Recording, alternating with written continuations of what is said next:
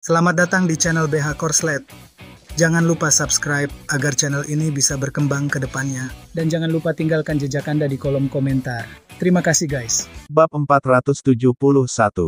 Jangan tinggalkan siapapun. Suara Chen-Che bergema di adegan itu. Apa artinya bersuara keras? Apa yang nyaring dan kuat? Itu saja. Suara Chen-Che tidak dapat dipertanyakan, dan sama sekali tidak ada ruang untuk bermanuver. Semua orang tercengang saat mendengar rangkaian data yang dilaporkan oleh Chen-Che, lalu menjadi marah. Meskipun saya tahu bahwa orang Qiang akan mendapat masalah dan rakyatnya pasti akan sengsara, tetapi saya tidak menyangka akan begitu menyedihkan. Ada puluhan ribu warga sipil yang tewas. Ribuan juga perempuan yang sudah najis, tapi itu 10.000, itu bukan satu. Angka-angka yang tajam, data yang mempesona. Nafas setiap orang menjadi lebih cepat tanpa sadar, dan semua orang marah. Perasaan bahwa kemarahan mereka tidak dapat lagi diredam seperti gunung, menekan kepala semua orang yang hadir. Untuk sesaat, tidak ada yang berbicara. Semua orang bertanya pada diri mereka sendiri secara mendalam dan mencerna keterkejutan yang ditimbulkan oleh informasi ini. Zhao Junlin adalah orang yang menderita dampak paling besar. Tubuhnya bergetar dan dia hampir jatuh ke tanah. Dia adalah kaisar, dan dia adalah manajer langsung dari orang-orang mati ini. Dia, Zhao Junlin, harus bertanggung jawab langsung atas kematian mereka. Namun, dia hanya bisa berdiri di sini, menatap Chen-Che tanpa daya. Dia benar-benar ingin mengenakan baju besinya, pergi ke medan perang, dan melawan orang-orang Qiang itu. Tetapi ketika dia memikirkan orang-orang Qiang yang kanibal itu, Zhao Junlin merasakan gelombang ketakutan. Memang benar dia adalah kaisar, tetapi keberaniannya jauh kalah dengan Qiu Yaoer, Luo Sanshan, dan Li Linzi. Faktanya, menjadi kurang berani adalah hal yang wajar. Lagi pula, siapa di antara Luo Sanshan, Li Linzi, dan Qiu Yaoer yang bukan wanita legendaris? Berapa banyak orang di dunia ini yang bisa dibandingkan dengan mereka? Tapi masalahnya adalah dia, Zhao Junlin, adalah kaisar. Dia seharusnya menyelamatkan orang-orang yang dirindukan oleh orang-orang Qiang, tapi dia tidak bisa berbuat apa-apa. Saat ini, Zhao Junlin bahkan mulai membenci statusnya sebagai kaisar. Jika dia bukan kaisar, dia bisa menjadi biasa-biasa saja dengan ketenangan pikiran. Jika dia bukan kaisar, dia tidak perlu menyalahkan dirinya sendiri seperti yang dia lakukan sekarang. Sangat disayangkan bahwa dia adalah kaisar, dan dia harus bertanggung jawab atas orang-orang yang meninggal, tetapi dia tidak dapat memikul tanggung jawab ini. Kekuatan kekaisarannya telah jatuh di pinggir jalan, dan dia benar-benar ditinggalkan sendirian telah meninggalkan istana begitu lama, dia tidak memiliki pejabat sipil dan militer sama sekali. Menyadari kepergiannya menunjukkan bahwa dia dapat disingkirkan di istana. Saat ini, Zhao Junlin sedang sedih. Suasana di tempat kejadian sangat menyedihkan. Semua orang sangat terkejut dengan data yang dilaporkan oleh Chen-Che. Setelah Chen-Che membiarkan mereka mencerna kumpulan data ini, dia menghela nafas panjang, Anda tidak perlu menyalahkan diri sendiri. Kemampuan kita terbatas dan kita benar-benar tidak dapat menyelamatkan orang-orang itu. Kesalahannya bukan pada kita, tapi pada orang-orang Qiang. Bagi para pejabat yang mengabaikan kita, seperti kata pepatah, mereka begitu ambisius sehingga berani membuat matahari dan bulan mengubah langit. Kita harus mengingat mereka yang meninggal. Atas nama mereka, kita membunuh suku Qiang terkutuk itu dan menjatuhkan para pejabat yang tidak berbuat apa-apa. Seperti kata pepatah, mereka rela memotong diri mereka sendiri untuk menjatuhkan kaisar. Kita, orang-orang yang muncul dari tumpukan mayat dan lautan darah, harus mencoba melihat apakah kita dapat mengubah dunia dan menjatuhkan kaisar. Zhao Junlin, Zhou Tai dan lainnya bingung dan tersenyum pahit. Siapa yang harus turun? Kaisarnya ada di sini. Apakah Chen-Che akan memberontak? Wang Hongwen dan yang lainnya ketakutan pada awalnya. Beraninya kamu menjatuhkan kaisar. Anda akan memberontak. Namun, sebagian besar darah orang mendidih setelah mendengar apa yang dikatakan Chen-Che. Mereka semua setuju dengan apa yang dikatakan Chen-Che dan merasa berdarah panas dan bisa melakukannya. Tuan, lakukanlah. Tidak peduli apa yang Anda katakan, kami lakukan saja. Arah jari Anda adalah arah pedang saya. Chen Xiaobing, pendukung nomor 1 Chen-Che, segera berdiri dan berteriak keras. Dan dengan Chen Xiaobing sebagai contoh, Yuli juga berdiri. Ya, Tuan, Anda tidak punya rencana lagi.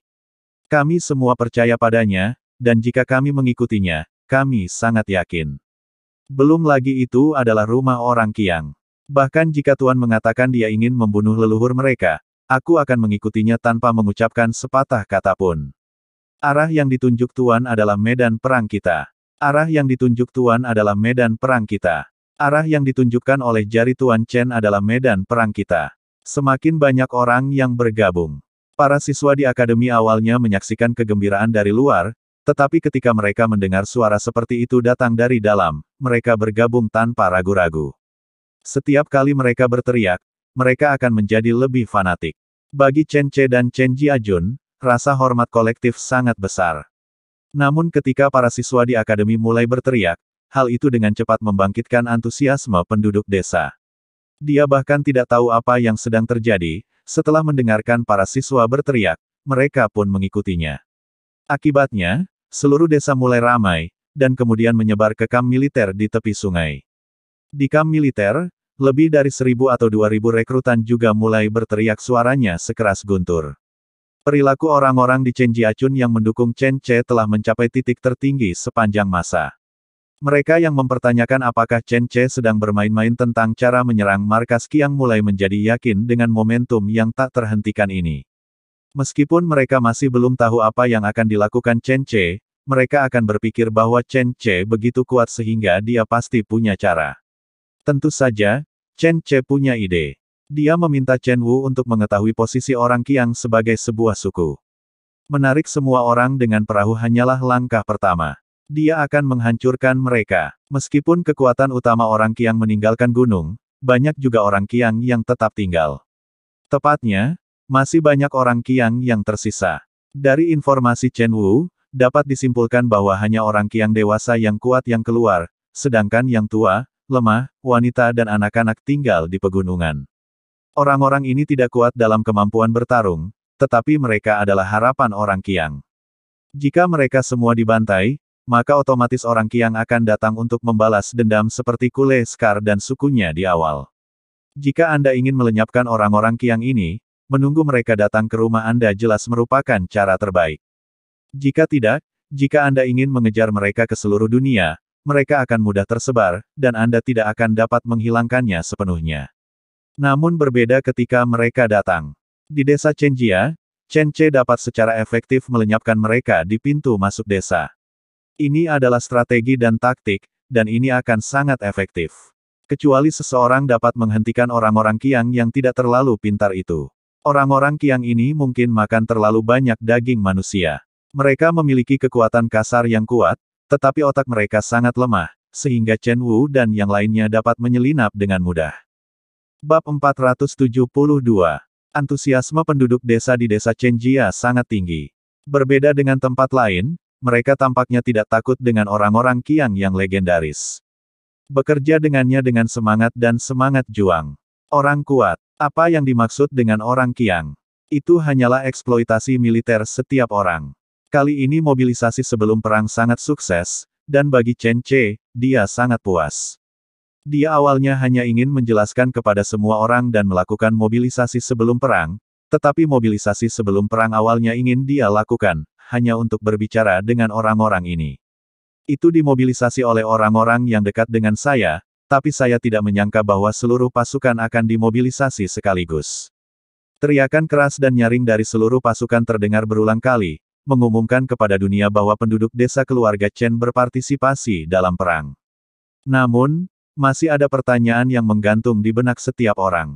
Pada akhirnya, bagaimana kita harus menyerang sarang rakyat Qiang?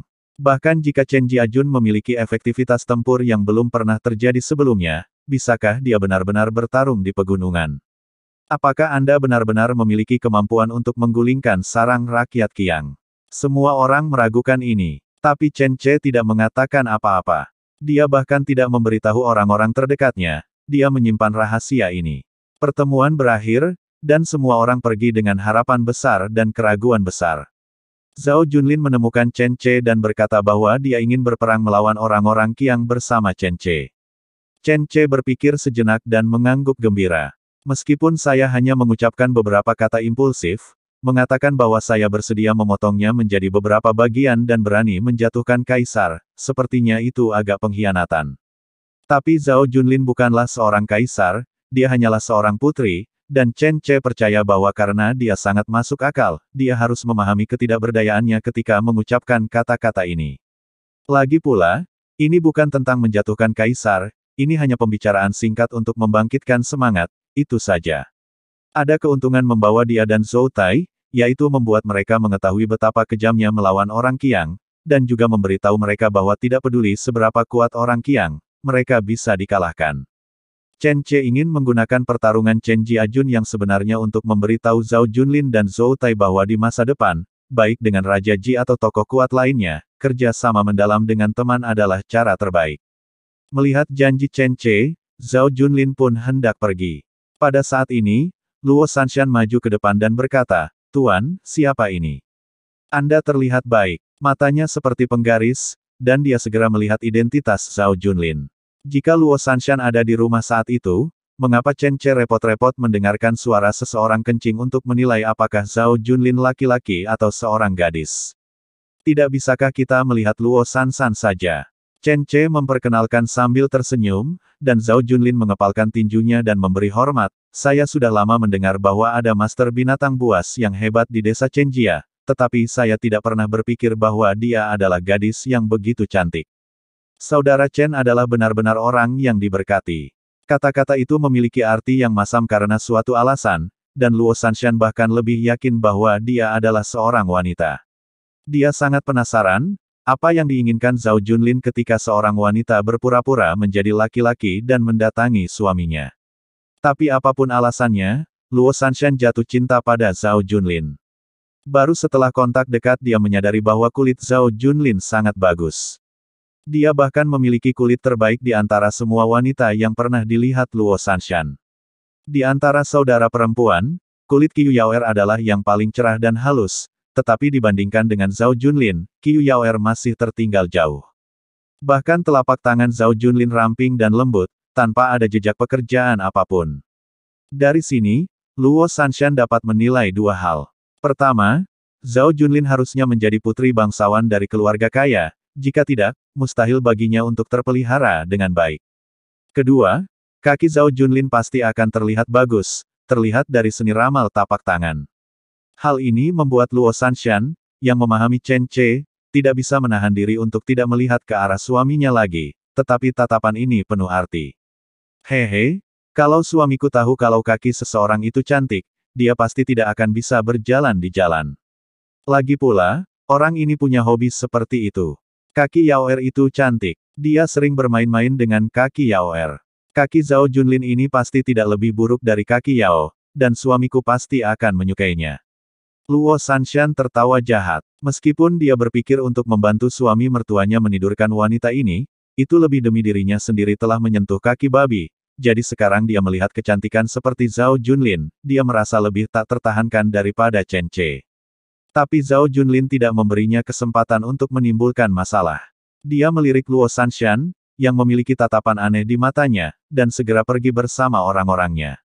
Kenapa aku merasa Luo Sanshan menatapku dengan tatapan aneh? Lebih aneh dari siapapun, seolah-olah dia ingin melepas pakaianku. Bagaimana dia bisa berpenampilan jahat seperti itu? Dia adalah istri Chen Ce. Apakah dia layak untuk Chen Ce? Atau apakah master binatang seperti dia memiliki keunikan khusus? Zhao Junlin tidak mengerti, jadi dia memutuskan untuk menjauh dari Luo Sanshan. Setelah Zhao Junlin pergi, Fat Gold mendatangi Chen Ce. Tuan, saya telah selesai melatih orang-orang Wu Juntu yang Anda berikan kepada saya. Apakah Anda ingin pergi dan melihat-lihat? Fat Gold sangat menghormati Chen Ce sekarang, meskipun dia sedikit terkejut dan marah ketika Chen Ce mengatakan sesuatu tentang menjatuhkan kaisar.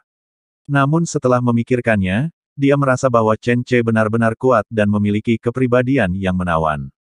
Di saat yang sama, dia sangat menantikan untuk melihat bagaimana tindakan Chen Ce besok. Apakah pelatihannya sudah selesai sekarang? Ayo jalan-jalan dan ajak aku melihat. Chen Ce benar-benar penasaran. Dia telah bersama orang-orangnya selama hampir sebulan dan tidak ada seorang pun yang bisa dia latih, tapi Fat Gold melatihnya dalam 1 hari. Bukankah ini terlalu sengit? Seperti yang diharapkan, dia profesional dalam hal ini. Tanpa berkata apa-apa, Fat Gold membawa Chen Che ke tempat Wu Juntu dan yang lainnya ditahan. Ini adalah sel penjara, terletak di tengah gunung, tidak jauh dari toko anggur. Ini adalah gua yang telah diubah. Tempat ini telah menahan banyak orang di penjara sebelumnya, dan sekarang sangat pantas bagi Wu Juntu dan yang lainnya untuk datang ke sini. Ada banyak penjaga di dalam gua saat ini. Ketika mereka melihat Chen Che dan yang lainnya datang, mereka segera menyapa dan membiarkan Chen Che dan yang lainnya masuk. Gua ini tidak terlalu tinggi, dengan atap kurang dari 3 meter, luasnya sekitar 100 meter persegi. Wu Juntu dan yang lainnya, sekitar 100 orang, ada di sini. Ketika mereka melihat Chen Che datang, mereka semua jatuh ke tanah, gemetar dan berteriak minta ampun. Chen Che menyipitkan matanya dan menatap Wu Juntu saat ini. Wu Juntu bukan lagi orang yang sama seperti sebelumnya. Bab 473. Wu Juntu setinggi 2 meter 3 meter dulunya adalah seorang raksasa, namun kini hanya dalam waktu sebulan, ia telah menjadi kurus seperti batang bambu. Untuk orang setinggi itu, dia tampak seperti kerangka besar setelah berat badannya turun, dan dia terlihat sangat lesu. Matanya cekung, tapi dia tetap tidak kesulitan bergerak. Hanya belenggu besi tebal di kakinya yang membatasi pergerakannya. Yang lain juga memiliki belenggu di kakinya, tapi tidak seberat yang ada di kaki Wu Juntu. Itu saja. Ketika dia melihat Chen Che di masa lalu, Wu Juntu masih sangat nakal. Bahkan setelah pelatihan, dia masih sangat meremehkan ketika melihat Chen Che. Tulangnya sepertinya terbuat dari besi, dan dia lebih memilih patah daripada bengkok. Tapi sekarang, ketika Chen Che menatapnya lagi, dia berhati-hati dan tidak berani menatap mata Chen Che. Dia tidak tahu seberapa besar rasa sakit yang ditimbulkan oleh Fat Gold padanya, dan betapa takutnya dia. Tuan, coba tanyakan lebih banyak informasi kepada mereka untuk mengetahui apakah mereka masih berani menyembunyikannya. Kalau bisa, biarkan mereka juga mendapatkan senjata. Melihat apakah ada sedikit ketidaktaatan. Fat Gold berbicara dengan sangat percaya diri, tetapi setelah Chen Che ragu-ragu sejenak, dia tetap menyerah. Dia tidak berani berjudi. Lagi pula, kemampuan bertarung orang ini sangat menakutkan. Jika dia diberi senjata, akan merepotkan jika dia mengkhianatinya. Tapi kita bisa mencoba mendapatkan informasi terkini mereka. Maka Chen Che memanggil Wu Juntu, lalu bertanya, Wu Juntu, beritahu saya, berapa banyak orang di klan Wu Anda sekarang, termasuk pria, wanita, anak-anak, orang tua, dan orang dewasa. Berapa banyak yang dibagikan dan di mana berada mereka? Di mana lokasinya di Daheishan? Sebuah peta ditempatkan di depan Wu Juntu. Tidak ada cahaya di mata Wu Juntu. Dia menatap pegunungan Dahei di peta dengan kaku, lalu menunjuk ke suatu tempat dan berkata, disinilah klan Wu kami berada. Kami di sana, lebih dari 15.700 pria dewasa di klan Wu, dan ada. Chen Che mendengarkan informasinya dan menatap Fat Gold dengan kagum. Jelas, semua informasi itu benar. Ini adalah informasi yang harus diperoleh Chen Wu dengan mempertaruhkan nyawanya. Sekarang dia hanya ingin mendapatkannya kecocokan informasi dari Wu Juntu. Chen Che menanyakan beberapa pertanyaan yang lebih kritis, seperti rute yang mereka ambil masuk dan keluar dari pegunungan Dahei. Wu Juntu menjawab 150%, menunjukkan bahwa rute tersebut sama dengan rute yang harus dicari tahu oleh Chen Wu dengan mempertaruhkan nyawanya, bahkan beberapa jalan rahasia pun terungkap. Ini adalah informasi yang bahkan Chen Wu tidak mengetahuinya, jadi Fat Gold telah memberikan kontribusi besar kali ini. Lumayan, lumayan. Saya tidak akan bertanya bagaimana Anda melatihnya. Ini seharusnya menjadi metode unik Anda. Fat Gold, apakah Anda menginginkan imbalan apapun? Saya tidak akan ragu-ragu apakah saya bisa memuaskan Anda. Fat Gold melambaikan tangannya dengan cepat, Tuan, Anda telah mengalahkan saya. Beraninya Anda meminta imbalan apapun. Saya baru saja mendengar tentang orang-orang Qiang ini dan tahu bahwa mereka belum sepenuhnya ditundukkan, jadi saya menggunakan beberapa cara khusus untuk menaklukkan mereka. Mereka perlu dilatih, tapi Tuan, apakah Anda benar-benar tidak mempertimbangkan untuk menggunakannya? Mereka tidak berani melawan sekarang, dan mereka akan melaksanakan perintah Anda dengan seksama. Mereka adalah sasaran kematian yang sempurna, jika mereka terbiasa membunuh mereka, orangnya sendiri. Kejadian ini pasti akan mengejutkan orang Qiang lainnya. Fat Gold sangat merekomendasikannya. Chen Ce memikirkan kejadian itu sejenak. Ketika mereka menyerbu sarang klan Wu penyihir Daheishan, sisa-sisa orang Qiang di sana menemukan bahwa orang yang memimpin penyerangan terhadap mereka adalah Wu Juntu. Mereka pernah mengalami betapa terkejut dan takutnya teman-teman mereka. Tapi hanya memikirkan adegan ini, Chen Ce masih tidak mempercayainya. Namun Fat Gold merekomendasikannya dengan sangat antusias, jadi tidak baik jika selalu menolak. Ayo lakukan ini, Fat Gold. Besok kamu juga akan bergabung bersama kami. Saya akan pergi dan berbicara dengan saudara Zhao dan memasukkanmu ke dalam perintah pertempuran kami. Bila perlu, kamu akan memerintahkan mereka untuk bergegas maju, bagaimana? Karena Fat Gold sangat percaya diri, Chen Ce akan memberinya kesempatan untuk membuktikan dirinya. Fat Gold segera menepuk dadanya dan berkata, itu yang terbaik. Terima kasih Tuan karena telah memberi saya kesempatan seperti itu. Fat Gold juga memiliki hati yang patriotik. Ketika dia mengetahui dari Chen Ce bahwa orang-orang Qiang itu telah membunuh begitu banyak orang di dinasti Zhou, kebencian Fat Gold hampir keluar dari dadanya, tetapi sebagai pengawal pribadi Zhao Junlin, hal itu tampaknya mustahil, meninggalkan Zhao Junlin untuk bertarung. Itu sebabnya dia sangat merekomendasikan kepada Chen Ce kelompok Wu Juntu yang dia latih. Ini dianggap sebagai kontribusi atas usahanya sendiri. Namun kini, Chen Ce justru memintanya melakukannya secara langsung, yang merupakan kejutan tak terduga bagi Fat Gold. Sebagai pengawal pribadi, dia tentu saja malu untuk memberitahu Zhao Junlin bahwa dia akan bertarung. Tapi Chen Ce mengatakan itu berbeda. Berdasarkan pemahaman Fat Gold tentang tuannya, dia pasti setuju. Dan Zhao Junlin dilindungi oleh orang-orang seperti Tin Tiger dan Zhou Tai di kapal, jadi keselamatannya tidak menjadi masalah. Selain itu, Chen Ce juga ada di sana. Oleh karena itu, Fat Gold sangat-sangat bersyukur Chen Ce mengatur pekerjaan seperti itu untuknya. Namun, Fat Gold mengambil kesempatan itu untuk mengajukan permintaan lain, yaitu memberikan senjata yang layak kepada orang-orang Qiang ini. Hal ini membuat Chen Ce berada dalam dilema. Dia sangat khawatir beberapa orang Qiang akan berbalik melawannya lagi. Namun, di mata Fat Gold yang berapi-api, Chen Ce akhirnya memilih untuk mempercayainya. Pada akhirnya, dia tidak hanya mengembalikan tongkat rotan Wu Juntu kepadanya, tetapi juga membekali setiap orang Qiang dengan pisau pembunuh kuda sebagai senjata. Kereta ini tebal dan tajam, menjadikannya senjata yang sangat baik bagi orang-orang Qiang yang kuat. Selain senjata tersebut, Chen Ce juga memberi mereka makanan. Meskipun itu adalah makanan yang paling sampah, itu sudah cukup bagi Wu Juntu dan yang lainnya untuk makan lengkap. Jika tidak, jika terjadi perkelahian besok, Chen Ce benar-benar khawatir orang-orang kurus seperti batang bambu ini akan tertiup angin bahkan sebelum mereka pergi ke medan perang. Meskipun, mungkin mereka tidak akan bisa digunakan besok. Semuanya sudah siap. Kapal, senjata, dan makanan sudah siap. Totalnya ada hampir 20 kapal, dibutuhkan sekitar 10 untuk mengangkut tentara, kemudian ada 2 kapal untuk mengangkut senjata strategis, dan ada 3 kapal untuk mengangkut makanan. Total 15 kapal, dan 5 kapal untuk logistik, dapat digunakan kapan saja. Jumlah total anggota yang bertempur lebih dari 2.000. Pasukan baru yang terdiri dari 1.200 orang dan tim pengawal lebih dari 400 orang semuanya datang. Selain itu, lebih dari 100 pengawal pribadi Chu Zengyi juga diintegrasikan ke dalam tim pengawal kali ini, jadi mereka semua sangat terampil dan telah bekerja sama berkali-kali. Totalnya ada hampir 600 orang. Ini 1.800, ditambah Chen Ce dan lainnya, kali ini semua orang dari keluarga Chen kecuali Liu Xiaoxiao akan bisa pergi. Li Linzi, Luo Sanshan, Qiu Yaoer, Zhao Junlin, Zhou Tai dan lainnya, serta pengawal mereka, berjumlah lebih dari 2.000 orang. Semuanya sudah siap. Bersambung ke bab selanjutnya.